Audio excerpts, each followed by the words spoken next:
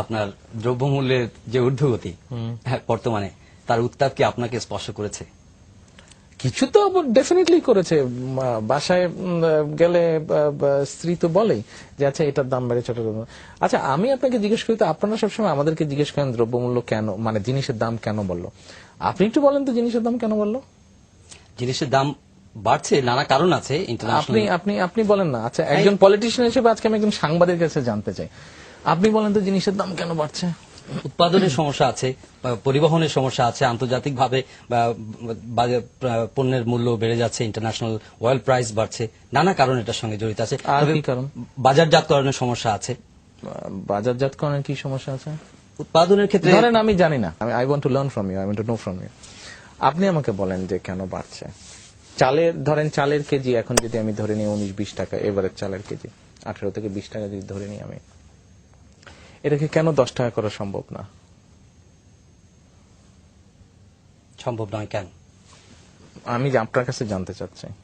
সেটা আপনার বাজার ব্যবস্থার উপরে নির্ভর করছে, কি উৎপাদনের উপর নির্ভর করছে।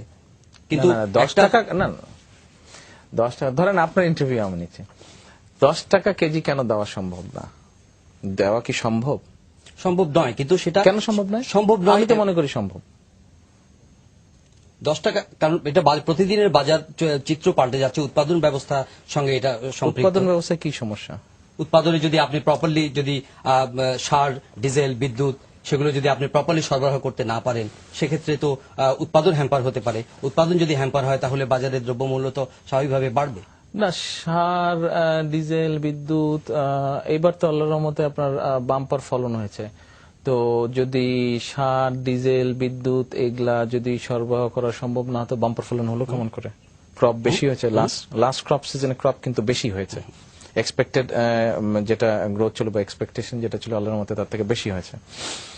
আমরা তো বলছি যে আপনার একটা রিজনেবল একটা প্রাইস, সেটা আপনি what is the reasonable price then for a kg, for 1 kg rice যেটা নরমালি মানুষ খায়, আপনার 28 বা 29 যেটা আছে, 28 বা 29 যেটা আছে চালে ইরি, তো এটা ধরেন 10-12 টাকা কেজি যদি দিতে হয়, কি করা যায়, কেমন করে দেওয়া যায়? সেটা আপনার চিন্তা, কারণ আপনার দল ক্ষমতায়, আপনি সরকার, জনগণের দায়িত্ব পালন করছেন এবং জনগণের কমফোর্টের ব্যাপারটা মুশকিল বুঝলাম। তো আপনার কাছ থেকে কি জানতে পারবো না? আপনার কাছ থেকে একটা জিনিস জানলে আমি গিয়ে আমার দলকে বলতে পারি, আমার দল ওটা নিয়ে চিন্তা করে, হতে পারে আপনি যদি বুদ্ধিটা বাতলে দিতে পারেন, এটা করলে দেশের মানুষ উপকৃত হবে। না, আমি তো রাজনীতিবিদ নই।